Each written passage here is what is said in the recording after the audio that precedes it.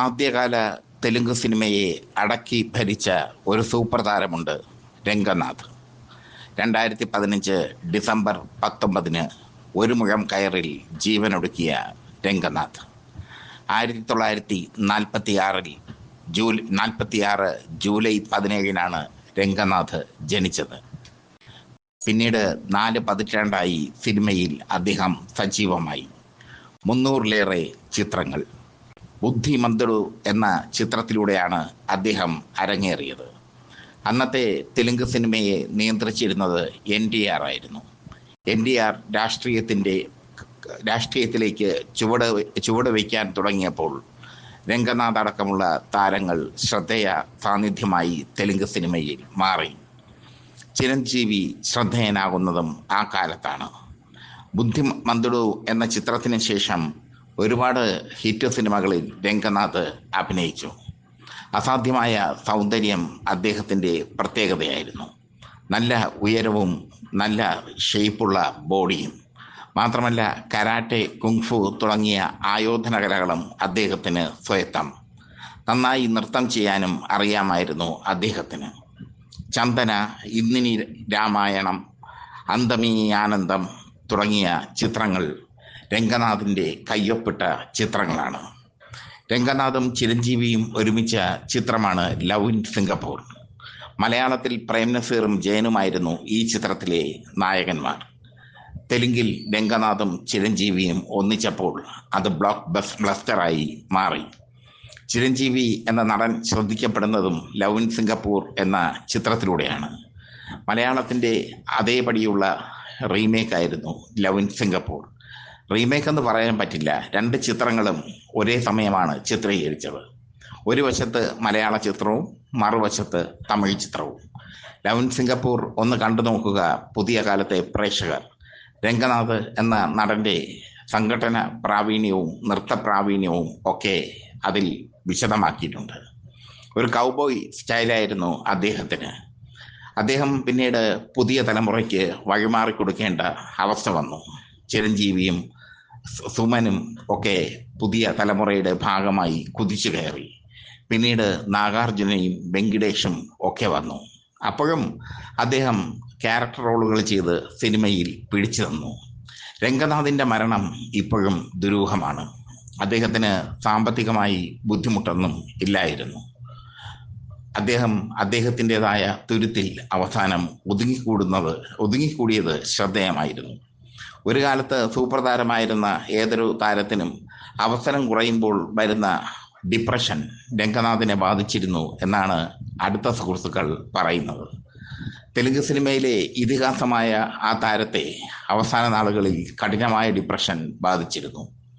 ഒരിക്കൽ തൻ്റെ വീടിന് മുമ്പിൽ നിർമ്മാതാക്കൾ കാറുകളിലെത്തി ക്യൂ നിന്നിരുന്നു. പിന്നീട് ഔട്ടായപ്പോൾ പുതിയ തലമുറ വന്നപ്പോൾ രംഗനാഥിന് വേഷമില്ലാതായി മാറി. ഒരുപാട് വേഷപ്പകർച്ചകൾ ചെയ്ത രംഗനാഥ് അവസാനം ഒന്നുമല്ലാതായി മാറുന്ന ഒരവസ്ഥ വന്നു. അതാണ് അദ്ദേഹത്തിൻ്റെ മരണത്തിന് കാരണം. 69-ാം വയസ്സിലാണ് അദ്ദേഹം ആത്മഹത്യ ചെയ്തത്. പോലീസ് അതൊരു സ്വാഭാവികമായ ആത്മഹത്യയായി എഴുതി തള്ളി. തെലുങ്ക് സിനിമ അപ്പോഴേക്കും ഒരുപാട് മുന്നോട്ട് പോയിരുന്നു. രംഗനാഥ് ആത്മഹത്യ ചെയ്തപ്പോൾ മലയാള പത്രങ്ങളിൽ വലിയ വാർത്തയൊന്നും വന്നില്ല. മലയാള പത്രങ്ങളിൽ വാർത്ത വന്നില്ല എന്നത് പോയിട്ട് തെലുങ്ക് പത്രങ്ങളിൽ പോലും ചെറിയ രീതിയിലുള്ള വാർത്തകളാണ് വന്നത്. ഒരു കാലത്തെ തെലുങ്ക് സിനിമയെ, ഒരു കാലത്തെ തെലുങ്ക് പ്രേക്ഷകരെ വിസ്മയിപ്പിച്ചിരുന്ന നടനായിരുന്നു രംഗനാഥ്. ലവ് ഇൻ സിംഗപ്പൂരിലൊക്കെ രംഗനാഥിൻ്റെ അസാധ്യമായ പ്രകടനമാണ് കാണാൻ സാധിക്കുന്നത്. രംഗനാഥ് ഇന്നില്ല. തെലുങ്ക് സിനിമ ഒരുപാട് മാറി. പുതിയ താരോദയങ്ങൾ. പ്രഭാസും ജൂനിയർ NTRും രാം ചരൺ തേജയും ഒക്കെ തെലുങ്ക് സിനിമയെ അടക്കി ഭരിക്കുന്നു. ചിരഞ്ജീവിയും വെങ്കിടേഷുമൊക്കെ ഒതുങ്ങിക്കൊടുക്കേണ്ട ഒരവസ്ഥ. പണ്ട് രംഗനാഥിന് സംഭവിച്ചത് ചിരഞ്ജീവിയുടെയും സുമൻ്റെയും വെങ്കടേഷിൻ്റെയും നാഗാർജുനയുടെയും ഒക്കെ വരവിൽ ഒതുങ്ങിക്കൊടുക്കേണ്ടി വന്നു എന്നതാണ്. ഇപ്പോഴത്തെ സൂപ്പർ താരങ്ങൾ അങ്ങനെ ഒതുങ്ങിക്കൊടുക്കാൻ തയ്യാറല്ല. നമ്മുടെ നന്ദപുരാരി ബാലകൃഷ്ണയ്ക്ക് തൻ്റെതായ രീതിയിൽ മാർക്കറ്റ് ഉണ്ടാക്കിയെടുത്തിട്ടുണ്ട്. അന്ന് രംഗനാഥിന് ഫാൻസ് അസോസിയേഷൻ ഉണ്ടായിരുന്നു. പക്ഷേ ആ ഫാൻസ് അസോസിയേഷനെ പ്രോത്സാഹിപ്പിക്കാനൊന്നും അദ്ദേഹം നിന്നില്ല. തൻ്റെതായ വഴിയിലൂടെ ഒറ്റയ്ക്കായിരുന്നു അദ്ദേഹത്തിൻ്റെ സഞ്ചാരം. രംഗനാഥിൻ്റെ മരണം തെലുങ്ക് സിനിമയിലെ ദുരന്തമാണ്. 2015 ഡിസംബർ 19 രംഗനാഥ് ജീവനൊടുക്കുമ്പോൾ, ഒരു മുഴം കയറിൽ ഒടുങ്ങിയപ്പോൾ തെലുങ്ക് സിനിമയിലെ കമേഴ്സ്യൽ ചരിത്രത്തിലെ ഒരു ഇതിഹാസമാണ് കടന്നുപോയത്. അവകാശവാദങ്ങളൊന്നും ഉന്നയിച്ചിട്ടില്ല രംഗനാഥ്. മാധ്യമപ്രവർത്തകരോട് അധികമൊന്നും സംസാരിക്കാറില്ല അദ്ദേഹം. ഒരു കാലത്ത് അദ്ദേഹത്തിൻ്റെ ഡേറ്റിന് പൊന്നിൻ്റെ വിലയായിരുന്നു. ആ ഡേറ്റ്, പൊന്നിൻ്റെ വിലയുള്ള ഡേറ്റ് പിന്നീട് ഔട്ട്ഡേറ്റഡ് ആയി മാറി. രംഗനാഥിൻ്റെ സ്റ്റൈലും രംഗനാഥിൻ്റെ അഭിനയ രീതിയും ഒക്കെ മാറി മറിഞ്ഞു. പിന്നീട് രംഗനാഥനൊരു അബദ്ധവും പറ്റി. നല്ല ക്യാരക്ടർ റോളുകൾ ചെയ്യാൻ അദ്ദേഹത്തിന് അക്കാലത്ത് സാധിച്ചില്ല.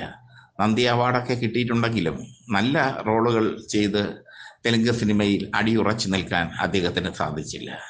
അക്കാലത്തെ തെലുങ്ക് സിനിമയുടെ സ്വഭാവവും അങ്ങനെയായിരുന്നു. നല്ല റോളുകൾ, ക്യാരക്ടർ റോളുകൾ വളരെ കുറവ്, ആക്ഷൻ റോളുകൾക്ക് പ്രാധാന്യം. അങ്ങനെയുള്ള ഒരു കാലത്താണ് രംഗനാഥ് തെലുങ്ക് സിനിമയിലേക്ക് എത്തിയത്. NTR തകർത്ത തെലുങ്ക് സിനിമയിൽ രംഗനാഥ് സ്വയം ഒരു വഴി വെട്ടിയുണ്ടാക്കി എന്ന് വേണമെങ്കിൽ പറയാം. NTRന് സമാന്തരമായി പോകാതെ NTRന്റെ വഴിയിൽ നിന്ന് മാറി തൻ്റെതായ വഴിയിലൂടെ രംഗനാഥ് സഞ്ചരിച്ചു. അതായിരുന്നു അദ്ദേഹത്തിൻ്റെ ആദ്യകാലത്തെ വിജയ രഹസ്യവും. NTR ജനകീയ സൂപ്രധാനമായി മാറിയപ്പോൾ രംഗനാഥ് യുവാക്കളെ ആകർഷിച്ചു. അക്കാലത്ത് യുവാക്കളെ ആകർഷിക്കുന്ന ഒരു കൗബോയ് സ്റ്റൈല് വേഷമൊക്കെ അദ്ദേഹത്തിൻ്റെ പ്രത്യേകതയായിരുന്നു. ലവ് ഇൻ സിംഗപ്പൂർ എന്ന ചിത്രത്തിൽ അദ്ദേഹത്തിൻ്റെ പ്രത്യേകതകൾ കാണാം. കോട്ടം തൊപ്പിയുമൊക്കെ അണിഞ്ഞ് കൗബോയ് സ്റ്റൈലിൽ എത്തുന്ന അദ്ദേഹം. മലയാളത്തിൽ പ്രേംനസീറിന് ആ കൗബോയ് സ്റ്റൈലൊന്നുമില്ല. പ്രേംനസീറിൻ്റെതായ ശൈലിയിലാണ് ഈ ചിത്രത്തിൽ അഭിനയിച്ചത്. മലയാളത്തിലെ വില്ലനായ ജോസ് പ്രകാശ് തന്നെയായിരുന്നു ലവ് ഇൻ സിംഗപ്പൂരിൽ ലവ് ഇൻ സിംഗപ്പൂർ തെലുങ്ക് വെർഷനിലെയും വില്ലൻ. നായകന്മാർ മാത്രമായിരുന്നു മാറിയിരുന്നത്. നായകന്മാരെന്ന് നസീറും ജയനും മലയാളത്തിൽ, ചിരഞ്ജീവിയും രംഗനാഥും തെലുങ്കിൽ. അതായിരുന്നു അന്നത്തെ ചിത്രങ്ങളുടെ രീതിയും അതായിരുന്നു. മലയാളം തമിഴ് ചിത്രങ്ങൾ ഒരേ സമയം ചിത്രീകരണം നടത്തുമായിരുന്നു. പൈസയും ലാഭം, സമയവും ലാഭം. ആ തെലുങ്ക് ചിത്രം ഒരിക്കലും മലയാളത്തിലേക്ക് എത്തിയിരുന്നില്ല ഇന്നത്തെ പോലെ. തെലുങ്കിൽ മാത്രമാണ് ചിത്രീകരിച്ചിരുന്നത്. തമിഴ് സിനിമകൾ എത്തുമായിരുന്നെങ്കിലും അതിനനുസരിച്ചുള്ള മലയാള സിനിമകൾ ഇറങ്ങുന്നത് കൊണ്ട് തമിഴ് സിനിമകളുടെ വേലിയേറ്റം മലയാളത്തിന് ഉണ്ടായിരുന്നില്ല. MGR സിനിമ ഒഴിച്ച് പിന്നീട് വന്ന സിനിമകളൊക്കെ ഒരേ സമയം ചിത്രീകരിച്ച സിനിമകളാണ്. രജനീകാന്തിൻ്റെ പല ചിത്രങ്ങളും ഒരേ സമയം ചിത്രീകരിച്ചിട്ടുണ്ട്. രജനീകാന്തിൻ്റെ പല ചിത്രങ്ങളും ജയൻ നായകനായി ഇവിടെ ചിത്രീകരിച്ചിട്ടുണ്ട്. എന്തായാലും രംഗനാഥ് മറക്കാനാവാത്ത ഒരു വ്യക്തിത്വമാണ് ഇന്ത്യൻ സിനിമയിൽ.